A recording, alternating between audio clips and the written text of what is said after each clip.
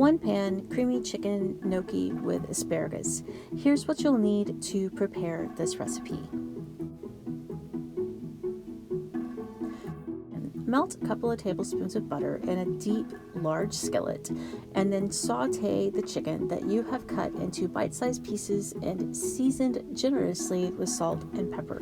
When the chicken is browned on both sides, transfer it to a plate.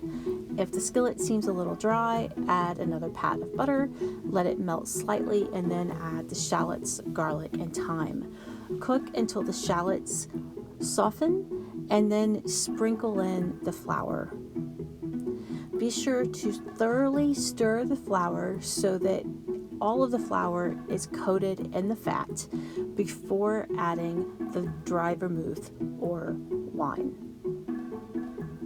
Stir and cook for a few seconds and then add the chicken broth, stirring constantly, and continue stirring to work out all of the lumps, because there will be lumps. But be patient, just keep cooking and stirring, and the lumps will work themselves out.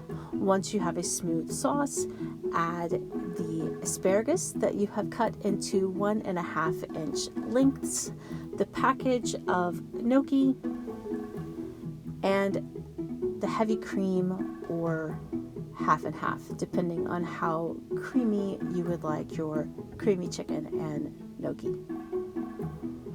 Return the chicken along with any accumulated juices to the skillet.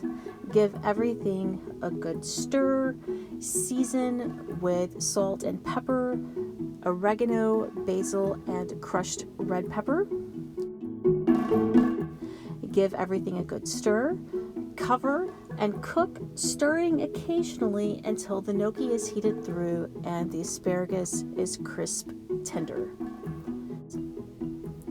To finish, sprinkle on some freshly grated Parmesan cheese and a little more red pepper, oregano, and basil if desired.